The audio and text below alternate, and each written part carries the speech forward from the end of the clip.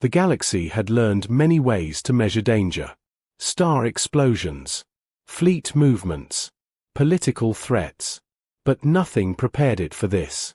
When the human battleship appeared, every known sensor screamed at once. Across the Imperial Helion sector, warning lights flared red. Long-range scanners recalibrated themselves in panic. Ancient detection arrays, older than some civilizations, failed and restarted, unable to explain what they were seeing. A single object had exited faster-than-light travel without a ripple, without distortion, without warning. It was not supposed to be possible. At Helion Prime Command, silence crushed the air like gravity. Officers froze at their stations. No one spoke. No one breathed. Grand Marshal Vila stood at the center of the command deck, his tall frame rigid. His species had ruled this sector for over 4,000 cycles. They had crushed rebellions, erased civilizations, and rewritten borders with force alone. Fear was not an emotion his people knew well. Yet now, his 4 golden eyes were fixed on the main screen, and something cold twisted inside him. "Confirm the contact," he said, his voice steady only by discipline. A systems analyst named Rethin worked his console, mandibles clicking in nervous rhythm. "Confirmed. Grand Marshal. Visual, mass, energy output, everything matches human construction patterns. Classification, battleship." The room reacted as one. Not a cruiser. Not a scout. A battleship. Vila's claws tightened behind his back. "How many?" Rethin hesitated. "1." That somehow made it worse. The image on the screen shifted, sharpening into clarity. The ship hung in space like a black blade driven into the stars. It was massive, far larger than Imperial doctrine allowed for single-ship deployments. Its surface absorbed light instead of reflecting it. No visible markings. No decorative insignia. Only function. Only purpose. This was not a ship built to intimidate. It was built to end things. Distance from core worlds. Vila asked. "Inside the Helion sector," Rethin replied quietly. 3 jumps from the capital." A murmur rippled across the command deck. That distance was unthinkable. No foreign warship had ever crossed that boundary unchallenged. Vila did not turn. How did it bypass our outer defenses? "We don't know," another officer admitted. "It didn't break through. It didn't trigger alarms. It just arrived." The Grand Marshal felt something older than fear stir within him. Stories. He remembered the intelligence briefings he once dismissed as exaggeration. Tales of human warfare. Of how they fought without honor, without ritual, without pattern. How they won wars not by strength, but by refusing to fight the way anyone expected. Supply routes vanished. Command structures collapsed. Home systems burned while fleets were still mobilizing. Humans did not conquer space. They unraveled it. "Communications," Vila said. "Send a hail." Formal. Neutral tone. Signals flashed outward, layered with Imperial codes and diplomatic markers. Seconds passed. Then minutes. No reply. "They're ignoring us," an officer whispered. "No," Vila corrected. "They are choosing silence." Across the galaxy, the news spread like wildfire. The coalition of 9 worlds suspended all trade. The Threxian Armada recalled its fleets. Even the silent archivists, who never interfered, sealed their star libraries and went dark. Every power understood the implication. Humans did not send a single battleship by accident. On board the human ship, the Resolute Dawn, the bridge was calm. Captain Elias Monroe stood with his hands clasped behind his back, gazing at the stars beyond the forward viewport. He was not tall. Not imposing. His uniform carried no medals, no bright colors. Just function, like the ship itself. "Imperial fleet activity has increased by 40%, said Commander Asher Verma, his tactical officer. "They're mobilizing everything they can reach." Monroe nodded. "As expected."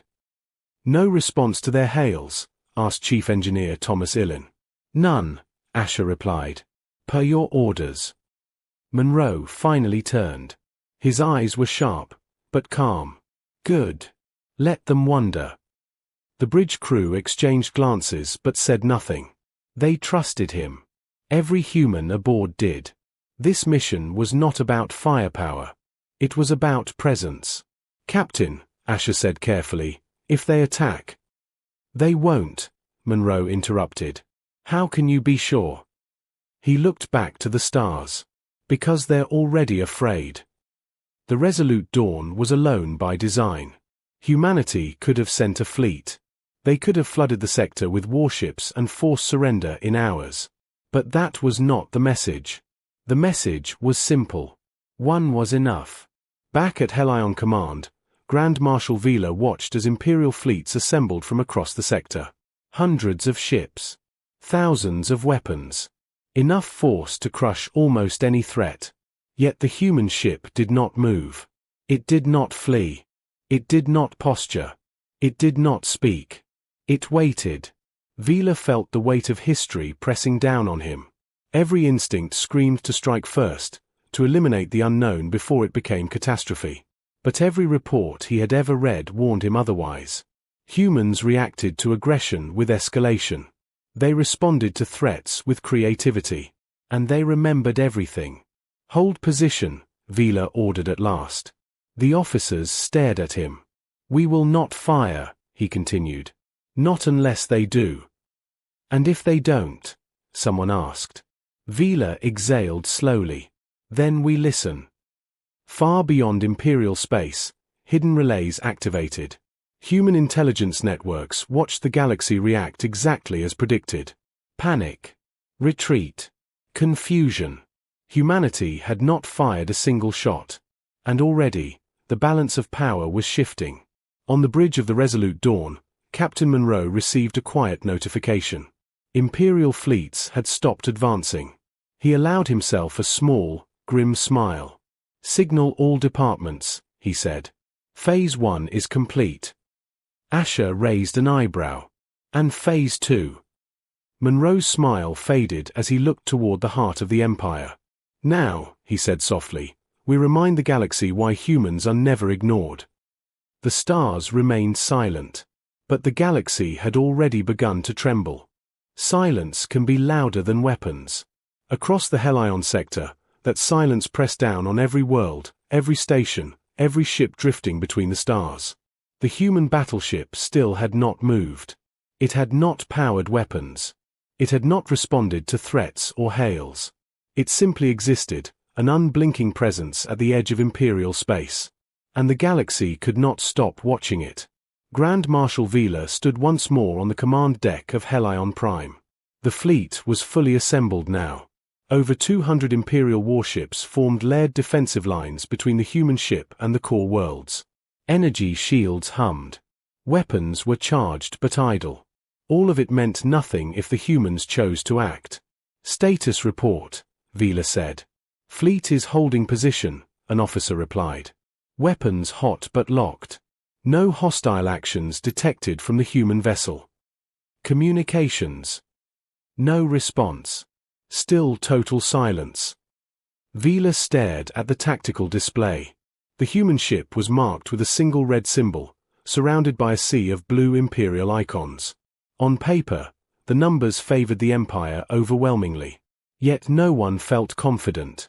"They want something," Vila said quietly. "And they want us unsettled before they ask for it." One of his senior commanders shifted uneasily. "Why only one ship? It makes no sense." Vila's gaze hardened. "Because they want us to understand that they didn't need more." A message request chimed suddenly across the command deck. All eyes snapped to the communications officer. "Source?" Vila demanded. The officer swallowed. "The human vessel. Grand Marshal. They're opening a channel." The deck erupted into nervous movement. Officers rushed to stations. Systems recalibrated. Defensive protocols prepared for deception or attack. Vila raised one claw. "Put it through. Visual only." The main screen flickered. Then a human face filled it. The being was smaller than Vila expected. Pale skin. Dark hair streaked with grey. Sharp eyes that showed no fear, no arrogance, only focus. He wore a simple uniform, unadorned except for a small symbol on his chest. "I am Captain Elias Monroe of the United Human Systems Navy," the human said calmly. "Commanding officer of the Resolute Dawn." Vila straightened. "You have entered sovereign Imperial territory without clearance. State your purpose." Monroe nodded once. "We are aware." The simplicity of the reply unsettled the room. "You have mobilized a significant force," Monroe continued. "That was anticipated. You have not fired. That was appreciated." Vila's eyes narrowed. "Do not mistake restraint for weakness, human." "I wouldn't," Monroe replied evenly. "Humanity learned long ago that strength is often loud. Control is quiet." Several Imperial officers shifted at that. "Why are you here?" Vila asked. Monroe paused. Just long enough for the silence to stretch. "Because the galaxy is approaching a collapse it does not yet see," he said. "And your empire sits directly in its path." That drew murmurs across the deck. "You expect us to believe this is a warning?" Vila asked. "No," Monroe said. "I expect you to verify it." With a subtle gesture, Monroe nodded to someone off-screen. Suddenly, data flooded Imperial systems. Star maps updated. Trade routes blinked red. Supply chains flickered and fractured. Hidden movements appeared, fleets repositioning in deep space, alliances shifting quietly, ancient powers stirring after centuries of dormancy. Vila felt his breath catch. "These are classified projections," an analyst whispered. "No one outside the high intelligence circle should have access to this." Yet there it was. "Humans have been watching," Monroe said. "Listening. Learning." While the galaxy argued over borders and pride, something else grew in the dark. Vila leaned forward. "What thing?" Monroe's eyes hardened. "A force that does not negotiate. Does not conquer. Does not occupy. It consumes infrastructure, collapses civilizations, and moves on. We call it the null tide." The name meant nothing. The data did. Whole regions of space marked as economically dead. Worlds still alive, but isolated. Fleets stranded without fuel or command. "You're lying," one Imperial officer snapped. Monroe's gaze shifted to him. "We hoped you'd say that." Another data burst followed. Images. Wreckage. Alien designs unfamiliar even to Imperial records. Ships torn apart not by weapons, but by internal failure, systems shut down simultaneously, crews left drifting helpless in space. Vila felt a chill. "Why us?" he asked. "Why bring this to the Empire?" Monroe exhaled slowly. "Because your territory is the keystone. If it falls, the central trade arteries collapse. Billions starve. Hundreds of species vanish. And humanity becomes the last functional power left standing." "That sounds convenient," Vila said coldly. Monroe nodded. "It would be. And that's why we're here before it happens." Silence followed. "You could have sent diplomats," Vila said. "We did," Monroe replied. "They were ignored." "You could have sent fleets." "We wanted to," Monroe said honestly. "But fear would have made you fire. And war right now would doom everyone." Vila studied the human captain. There was no threat in his voice. No pride. Only urgency.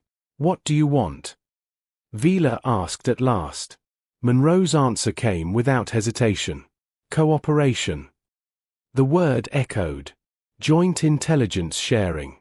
Open movement through your sector. Access to your deep space arrays. And time." Vila laughed once, sharp and humorless. "You ask an empire to trust a species known for chaos and rule-breaking." Monroe allowed a small smile. "We don't follow rules that get people killed." The Grand Marshal turned away from the screen, pacing slowly.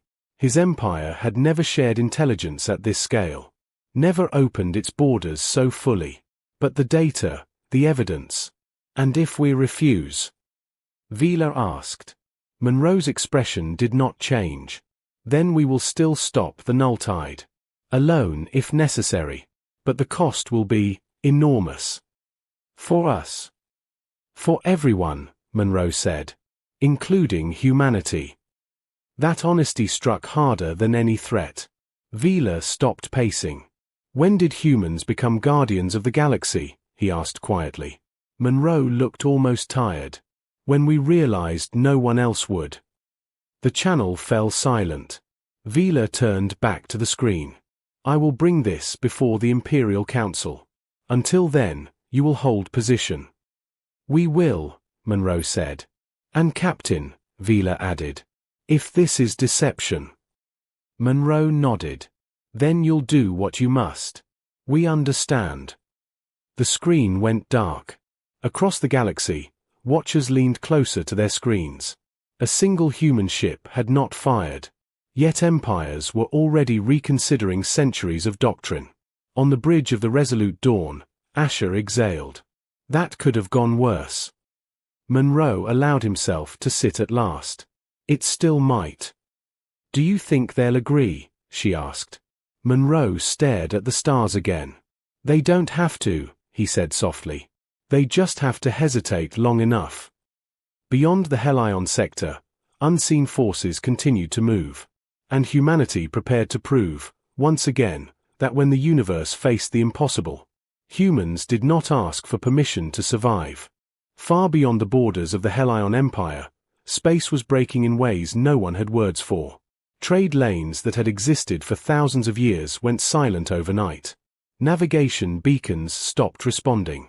Entire fleets vanished between one transmission and the next, leaving behind only drifting metal and unanswered questions. To most of the galaxy, these were isolated disasters.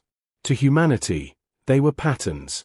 Inside the Helion Imperial Council chamber, tension filled the air like poison. The chamber was vast, built to inspire awe and obedience. Now it held only fear disguised as pride. Dozens of council members sat in a wide circle, their species varied but their expressions the same. Grand Marshal Vila stood alone in the center. You are asking us to open our borders, one councillor said sharply. To share our deepest intelligence with outsiders. Outsiders who arrived unannounced in a warship, another added. Vila did not raise his voice. They arrived with information we did not have. Information that explains losses we already suffered. A third councillor leaned forward. Or fabricated data meant to weaken us. Vila activated the projection again. More reports appeared. New ones. Fresh timestamps.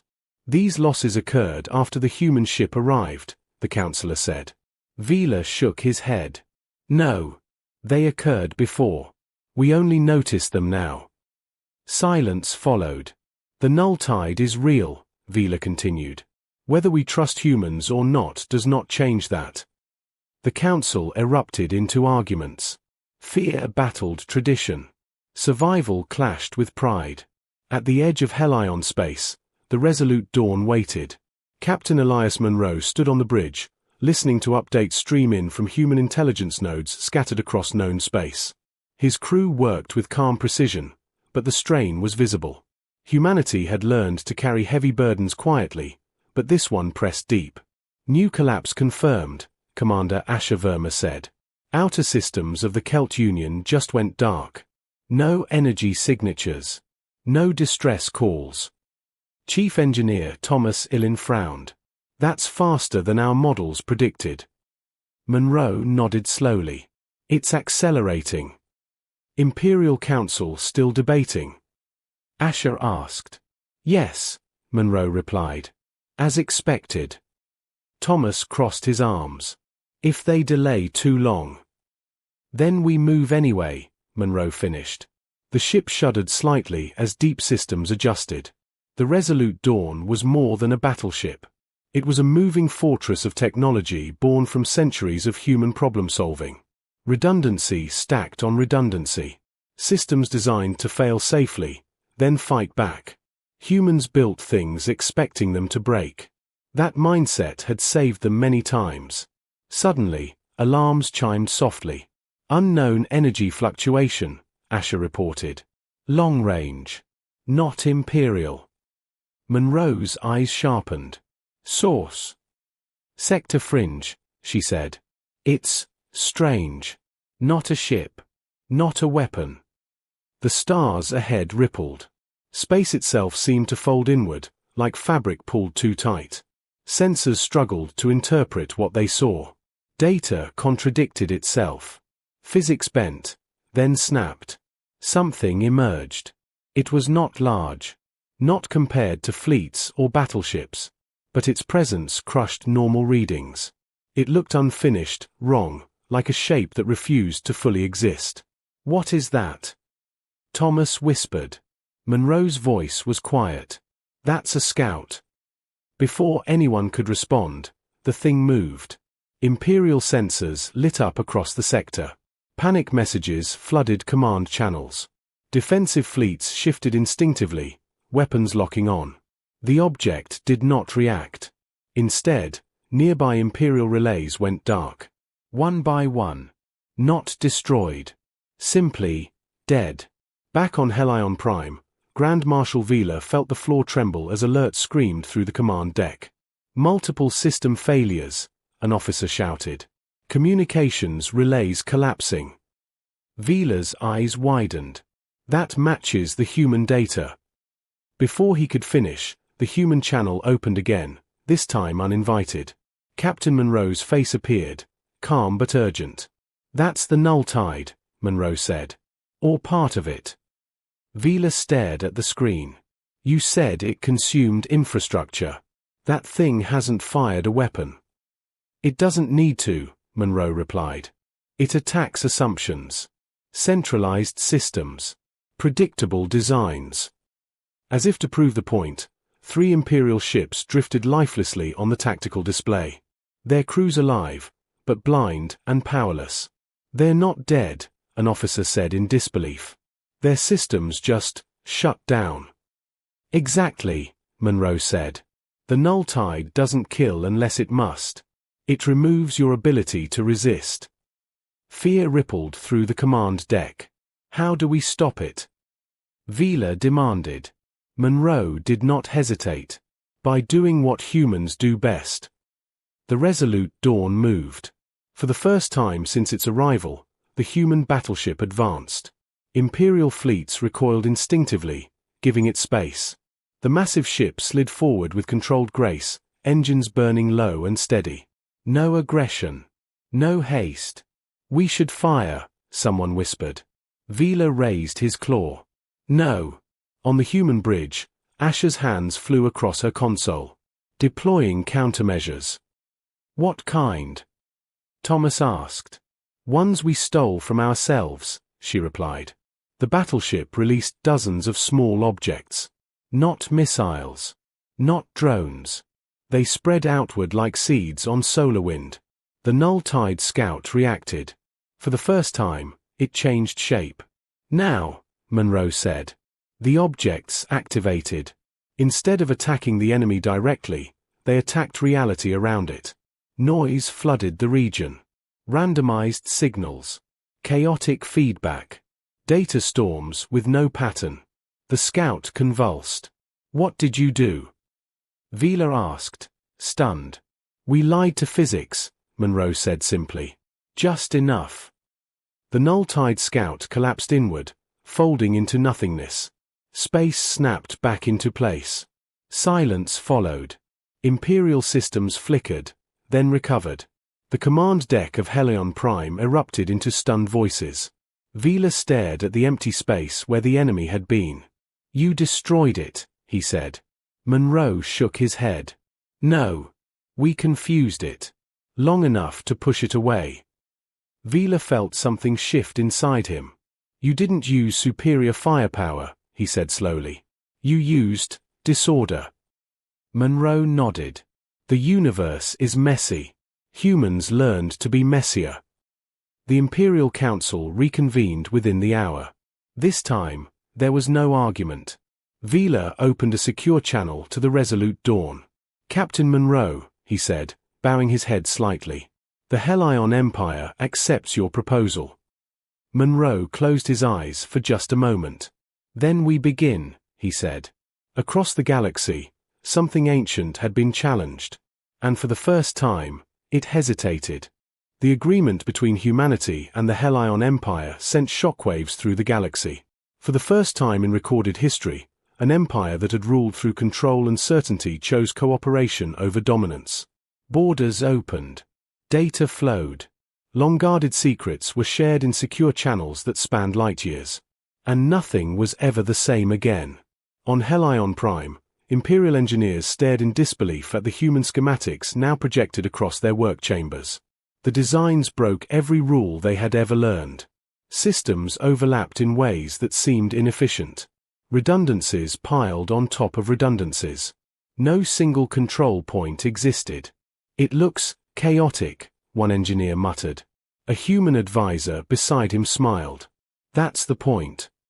Human doctrine spread fast. Fleets were reorganized. Command structures flattened. Captains were encouraged to think independently instead of waiting for orders. Predictability, once the Empire's greatest strength, was treated as a weakness. At first, it was uncomfortable. Then it saved lives. The null tide returned 3 days later. This time, it came in force. Dozens of distortions appeared across the sector simultaneously. Scouts, then larger constructs, each one targeting critical systems. Trade hubs. Energy relays. Fleet coordination nodes. Panic surged. But this time, the galaxy did not freeze. Imperial ships moved without waiting for centralized commands. Human and alien crews operated side by side, sharing data in real time. Fleets split into unpredictable patterns, refusing to present clean targets. On the bridge of the Resolute Dawn, Captain Monroe watched the chaos unfold with grim focus. "They're adapting," Asher said. "Faster than before." "They always do," Monroe replied. "That's why we don't fight them the same way twice." Imperial cruisers released modified human countermeasure drones, flooding space with meaningless data. Null tide constructs hesitated, struggling to identify priorities. That hesitation was enough. Joint fleets struck, not with overwhelming fire, but with precision disruption. Weapons targeted not hulls, but internal coherence fields.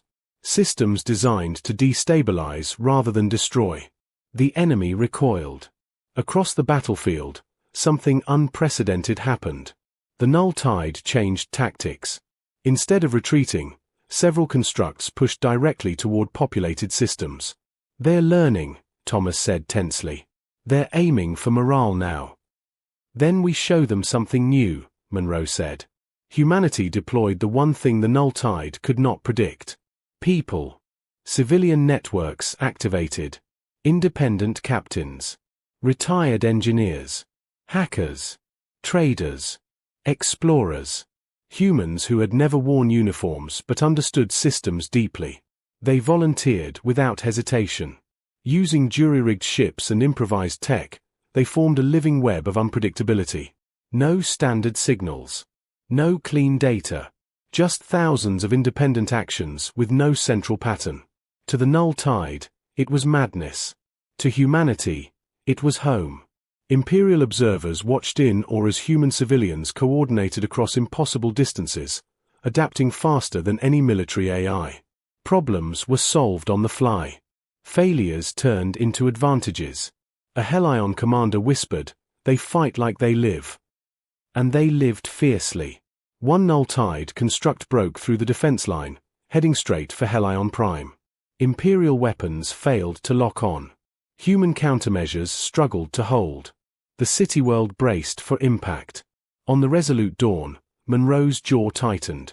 "Redirect power," he ordered. "All of it." Asher stared. "Captain, if we do that, we'll be blind," Monroe said. "I know." The battleship surged forward, engines burning hotter than safety limits allowed. Hull plating glowed. Systems screamed warnings. The Resolute Dawn placed itself between the construct and the planet. "Deploy the anchor," Monroe said. Thomas hesitated. "We've never tested it at this scale." Monroe's voice was calm. Then today we learn. The anchor activated. A gravity distortion snapped into place, locking the null-tide construct in a pocket of warp space. It fought back, tearing at reality itself. The battleship shuddered violently. On Helion Prime, Vila watched the human ship take the full force meant for his world. "They're sacrificing themselves," an officer whispered. Vila shook his head slowly. "No. They're choosing." The resolute dawn held. Then, with a final surge, the construct collapsed inward, erased by its own instability. The battleship drifted, wounded but intact. Cheers erupted across Helion Prime. Across human worlds. Across dozens of allied systems.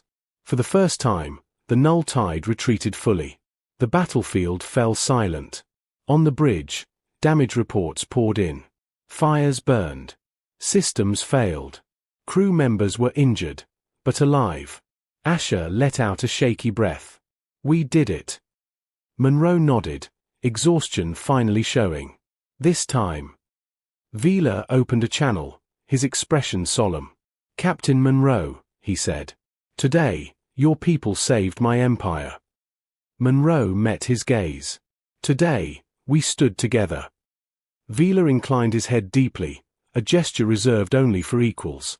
"Then let it be known," he said, "the Helion Empire will no longer stand above the galaxy, but with it." The declaration echoed across space. Something fundamental had changed. Empires were no longer walls. They were networks. As repair crews moved and alliances solidified, humanity did not celebrate loudly. They returned to work. They planned. They prepared. Because humans knew something others were only beginning to understand. Victory was not an end. It was a responsibility. And the universe was watching how they carried it. The galaxy did not sleep after the battle. No songs were sung. No grand monuments were raised. Instead, something far more dangerous happened. The galaxy began to think. Across thousands of worlds, leaders, scholars, and ordinary citizens replayed the same recordings again and again. A single human battleship standing alone. Empires hesitating. An enemy that broke civilizations retreating, not from greater firepower, but from something far more unsettling. Human behavior. On Helion Prime, Grand Marshal Vila stood on a balcony overlooking the capital city. The skies were calm again. Traffic flowed. Life continued. Yet everything felt different, as if the universe had quietly shifted its rules. Beside him stood Captain Elias Monroe, invited planetside for the first time. He wore the same simple uniform. No decorations. No symbols of triumph. "You could have asked for territory," Vila said. "Resources. Authority. Many would have offered it freely after what you did." Monroe shook his head. "We didn't come to gain something." "Then why?" Vila asked. "Why risk everything?" Monroe looked out at the city, at billions of lives that would have ended without intervention. "Because someone once did the same for us," he said quietly. Vila turned, surprised. "Who?" "History," Monroe replied. "Our own." Humanity had nearly destroyed itself more times than it cared to remember. Through war. Through greed. Through fear. They survived not because they were perfect, but because they learned. Slowly. Painfully. Together. That lesson had never been forgotten. Far from Helion space, the null tide regrouped. It had encountered resistance before. Civilizations rose and fell all the time. But this was different. Humans did not rely on fixed patterns. They adapted faster than prediction. Worse, they shared that adaptability. The galaxy was no longer divided. It was connected. Human engineers worked alongside alien scientists, rewriting how systems were built. Centralized control was abandoned in favor of resilience. Fleets became flexible. Civilian and military boundaries blurred, not into chaos, but cooperation. Every failure became data. Every loss became instruction. The null tide advanced again weeks later, and this time, it was met everywhere at once. Not with fleets, but with ideas. Systems shut down before they could be consumed, then reactivated elsewhere. Decoy infrastructures bloomed and vanished. Entire worlds went dark by choice, denying the enemy targets. Humanity had taught the galaxy how to bend instead of break. On the bridge of the repaired Resolute Dawn, Monroe watched reports stream in. Victories. Losses. Adjustments. "We're holding," Asher said. "Across all fronts." "For now," Monroe replied. Thomas leaned back, exhausted. "You realize we changed galactic warfare forever." Monroe gave a faint smile. "We changed survival." A final confrontation came not with weapons, but understanding. Human analysts discovered something the Null Tide had never accounted for. Choice. It was not alive in the way organic species were. It followed optimization. Efficiency. Predictability. Humans introduced uncertainty, not randomly, but intentionally. They fed the enemy dilemmas instead of data. And the Null Tide began to fracture. Without a clear model to follow, its systems collapsed under their own logic. Constructs drifted apart. Connections failed. The unstoppable force became a scattered echo. The galaxy held its breath. Then, silence. This time, it stayed. Years later, historians would argue about when the galaxy truly changed. Some would say it was the battle at Helion Prime. Others would say it was the First Alliance Treaty. But most agreed on one moment. The moment a single human battleship entered an Imperial sector, and did not fire. Humanity did not become rulers of the galaxy. They became its teachers. Children on distant worlds would grow up learning a new truth, that strength was not dominance, but adaptability. That survival was not isolation, but cooperation. And that humans, fragile, stubborn, endlessly creative humans, were the species who looked at the impossible and said, "We'll figure it out." On the bridge of the Resolute Dawn, Captain Monroe prepared for his next assignment. Exploration. Diplomacy. Unknown challenges. The galaxy was vast. And humanity was just getting started.